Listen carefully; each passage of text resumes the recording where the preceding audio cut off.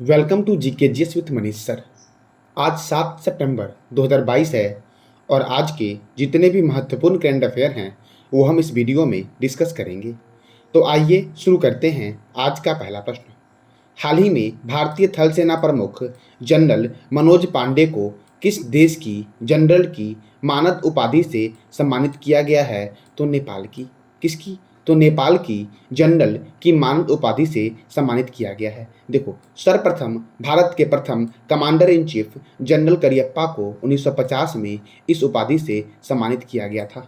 अर्थात यह उपाधि जो आपका है ये 1950 से ही चली आ रही है। अब नेपाल ने सम्मानित किया है तो नेपाल की राजधानी है काठमांडू, करेंसी है नेपाली रुपया, ठीक है। प्रेसिडेंट है विद्या देवी भंडारी और प्राइम मिनिस्टर हैं शेर बहादुर देउवा। भुगतान प्लेटफॉर्म के रूप में भारत के यूपीआई सिस्टम को अपनाने वाला भारत का पहला देश नेपाल बना है, ठीक है। इंडिया और नेपाल के बीच सूर्य किरण सैन्य अभ्यास होता है। कौन सा सैन्य अभ्यास होता है? तो सूर्य किरण सैन्य अभ्यास जो होता है आपका वो भारत और नेपाल के बीच होता है। अच्छा, भारत और बांग्लादेश के बीच कौन सा सैन्य अभ्यास होता है? तो इसका जवाब आपको कमेंट बॉक्स में देना है कि भारत और चाइना के बीच कौन सा सैन्य अभ्यास होता है, ठीक है। देखो, भारत गौरव पर्यटन ट्रेन को हरी झंडी दिखाई गई जो भारत और नेपाल के बीच चलेगी। अब बात करते हैं थल सेना के बारे में। तो मैं बताऊंगा आज आपको तीनों सेना के बारे में। पहले इंडियन एयरफोर्स को लेते हैं। तो इंडियन एयरफोर्स का मुख्यालय नई दिल्ली में है और इंडियन एयरफोर्स अपना डे जो मनाया जाता है आपका वो 8 अक्टूबर को मनाया जाता है। और chief of the army staff जो हैं वो एयर चीफ मार्शल विवेक राम चौधरी हैं। किसके? एयरफोर्स के, ठीक है। अब बात करते हैं आर्मी के बारे में, इंडियन आर्मी के बारे में।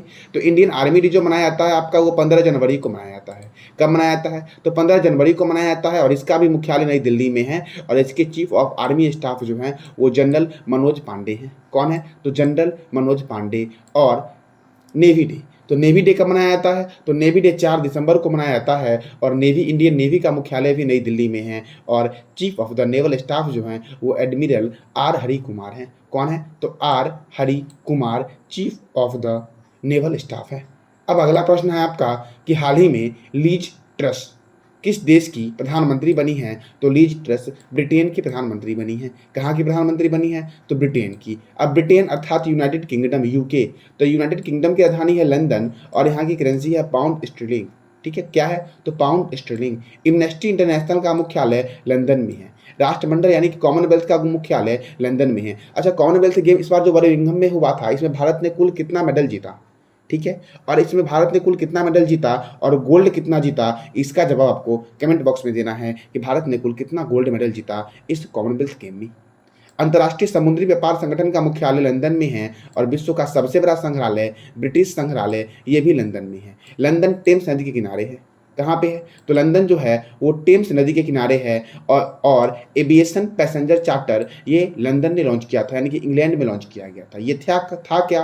तो ये यात्री अपने अधिकार को इसके तहत जानेंगे। एविएशन पैसेंजर चार्टर क्या जानेंगे? तो यात्री अपने अधिकार को जानेंगे। उसके बाद सबसे बड़ा युद्धपोत HMS प्रिंस ऑफ वेल्स। क्या?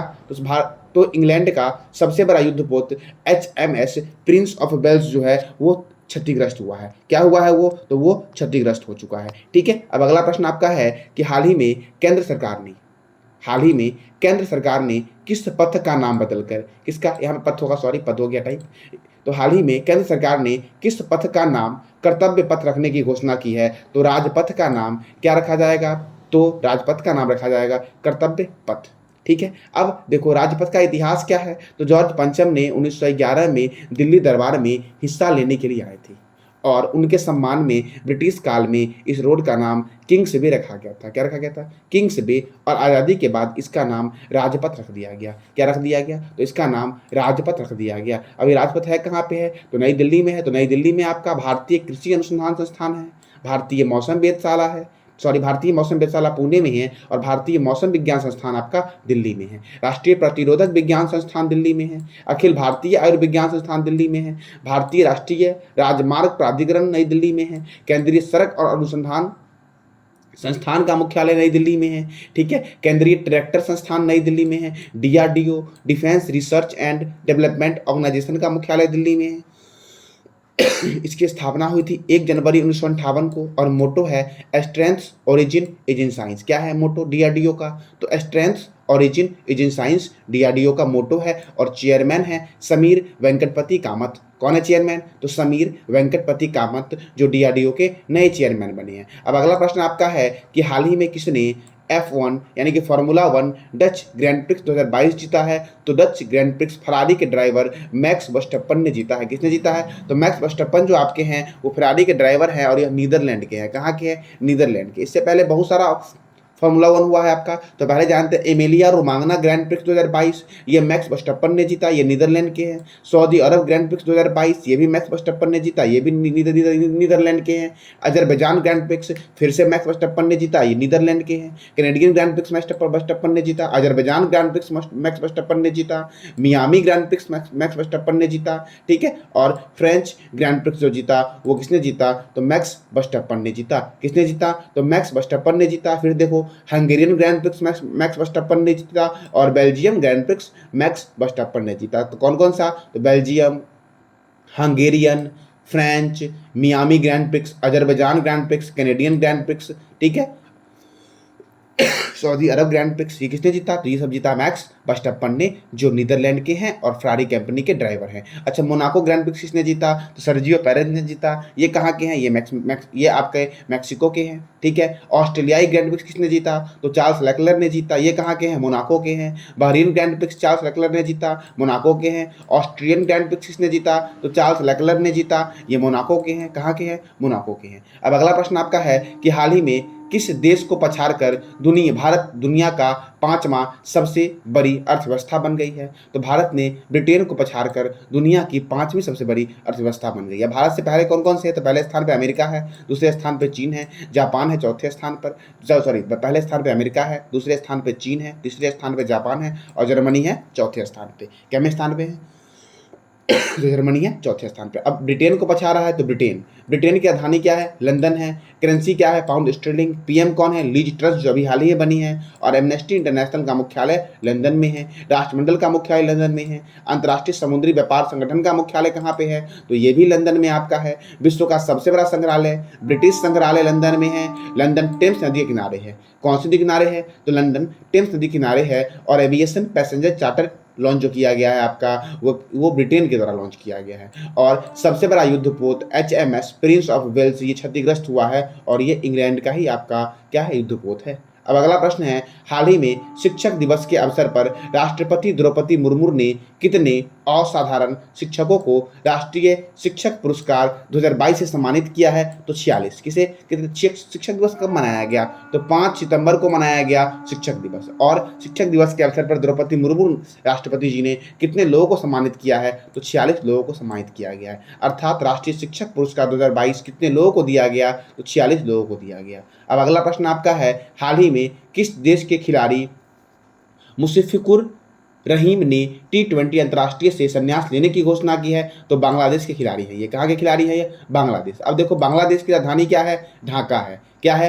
ढाका। करेंसी क्या है? टाका। क्या है करेंसी बांग्लादेश की? तो टाका है। प्रेसिडेंट कौन है? अब्दुल हामिद। और प्राइम मिनिस्टर कौन है? शेख हसीना। ठीक है। कार्प नौसैनिक अभ्यास, बोगोसागर नौसैनिक अभ्यास और संप्रीति थल सैनिक अभ्यास जो होता है आपका, ये तीनों भारत और बांग्लादेश के बीच होता है। बांग्लादेश में आपका बंगबंधु नेशनल स्टेडियम है ढाका में। और बांग्लादेश की संसद का नाम है जातीय संसद। क्या है नाम संसद का? तो जातीय संसद बांग्लादेश के संसद का नाम है। ठीक है। 17वें मुंबई अंतर्राष्ट्रीय फिल्म महोत्सव में बांग्लादेश को कंट्री ऑफ फोकस चुना गया। क्या चुना गया? कंट्री ऑफ फोकस चुना गया। शहीदुल इस्लाम को 10 महीने के लिए निलंबित कर दिया गया है।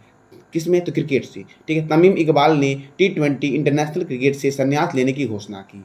वनडे में 800 रन बनाने वाले पहले बल्लेबाज जो बने आपके वो बांग्लादेश के बने ही हैं, जिसका नाम है तमीम इकबाल। क्या नाम है? तमीम इकबाल। ठीक है। वजीफा नजरीन K2 पर फतह करने वाली बांग्लादेश की पहली महिला बन गई है। क्या बन गई है? तो बांग्लादेश की पहली महिला बन गई है। भारत ने बांग्लादेश को हराकर south Asian football federation under 20 championship जीती है। क्या जीता है? तो SAFF अंडर-20 फुटबॉल चैंपियनशिप भारत ने बांग्लादेश को हराकर जीता है। अब अगला प्रश्न आपका है कि हाल ही में किस भारतीय खिलाड़ी ने इंडियन प्रीमियर लीग से संन्यास लेने की घोषणा की है? तो सुरेश रैना ने की है। किसने की है? सुरेश रैना ने इंडियन प्रीमियर लीग से संन्यास लेने की घोषणा की है। अब क्रिकेट, तो क्रिकेट जो आपका है, इसका क्रिकेट की जो सर्वोच्च संस्था वर्ल्ड में है, उसका नाम है ICC, मतलब इंटरनेशनल क्रिकेट काउंसिल। इसकी स्थापना हुई थी 15 जून 1909 को और इसके चेयरमैन है ग्रेग बारकेले और डिप्टी चेयरमैन है इमरान ख्वाजा और CEO हैं जियोफ एलर्डिस। कौन है? जियोफ एलर्डिस।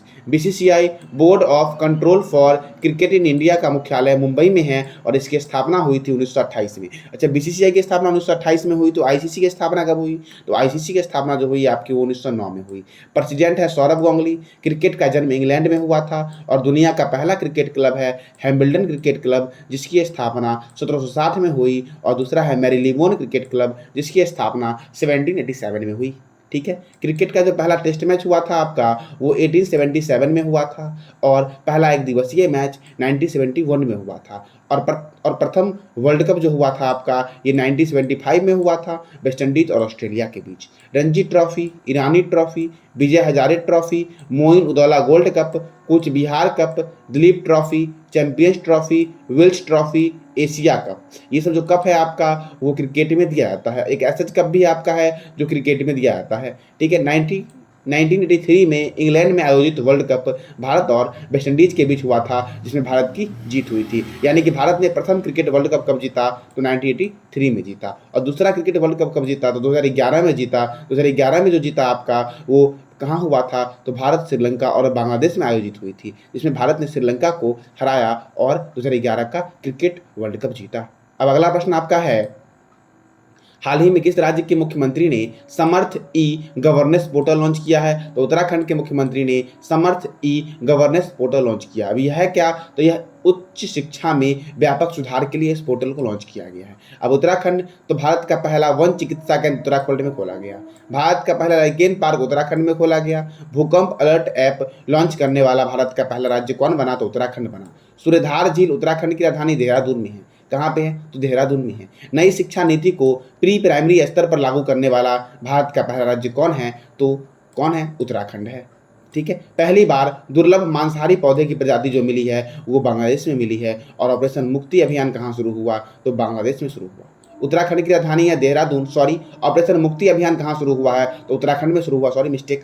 ठीक है। तो ऑपरेशन मुक्ति अभियान कहाँ शुरू हुआ है? तो ये हुआ है उत्तराखंड में शुरू। और पहली बार दुर्लभ मांसाहारी पौधे की प्रजाति जो मिली है ये कहाँ मिली है? तो ये उत्तराखंड में मिली है। उत्तराखंड की राजधानी है देहरादून। गवर्नर है गुरमीत सिंह। मुख्यमंत्री है पुष्कर सिंह धामी। राज्यसभा 3 है और लोकसभा 5 है। कितना राज्यसभा है? तो राज्यसभा 3 है और लोकसभा 5 है उत्तराखंड में। और जिम कॉर्बेट राष्ट्रीय उद्यान उत्तराखंड में है, जिसका अब नया नाम हो गया है राम गंगा नेशनल पार्क, और यह भारत का सबसे पुराना नेशनल पार्क है और इसका स्टार्टिंग में नाम था हैली नेशनल पार्क और इसकी स्थापना हुई थी 1936 में। अच्छा, 1936 में, 1936 में और किसी एक राज्य की स्थापना हुई थी?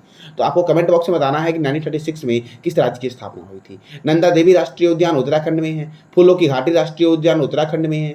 राजाजी राष्ट्रीय उद्यान उत्तराखंड में है। और टिहरी बांध परियोजना भागीरथी नदी पर है और यह भी कहाँ पे है? तो उत्तराखंड में है। ठीक है। तो ये था आज का आपका करंट अफेयर। मैंने कल आपसे क्वेश्चन पूछा था कि हाल ही में किसे संसद टीवी का CEO बनाया गया है? तो उत्पल कुमार सिंह को संसद टीवी का CEO बनाया गया है। और मैंने पूछा था कि लोकसभा अध्यक्ष अभी कौन है? तो ओम बिरला लोकसभा अध्यक्ष हैं, जो राजस्थान के कोटा में सांसद भी हैं। ठीक है। अब देखो, आज का आपका प्रश्न है कि हाल ही में किस बैंक ने ग्राहकों की सुविधा के लिए SMS बैंकिंग सुविधा शुरू की है? तो ठीक है, किस बैंक ने की है आपको ये भी बताना है। और HDFC बैंक की स्थापना कब हुई? SBI की स्थापना कब हुई? और यस बैंक की स्थापना कब हुई? और BOI मतलब बैंक ऑफ इंडिया की स्थापना कब हुई? इसका जवाब आपको कमेंट बॉक्स में देना है। ठीक है। देखो, अगर आप कंटिन्यू रिवीजन कर रहे होगे, कंटिन्यू मेरे वीडियो को देख रहे होगे आप, तो आपको पता होगा कि सारे बैंकों की स्थापना कब हुई। अगर डेली देख रहे हो तो, अगर डेली नहीं देख रहे हो तो आपको नहीं पता होगा इस बैंक की स्थापना कब हुई। ठीक है। तो आप कोशिश करो जितना अच्छे से जवाब दे सको उतना अच्छे से जवाब दो, उतने अच्छे से एक्सप्लेन करो, तभी आगे बढ़ पाओगे। ठीक है। मंजिल इतनी आसान नहीं होती है, जब तक ट्राई नहीं करोगे, कोशिश नहीं करोगे, तब तक नहीं मिलेगी। तो अच्छे से दिलो जान से मेहनत करो, तभी मंजिल मिल पाएगी। ठीक है। तो आज के लिए इतना ही, मिलते हैं नेक्स्ट डे। Thank you.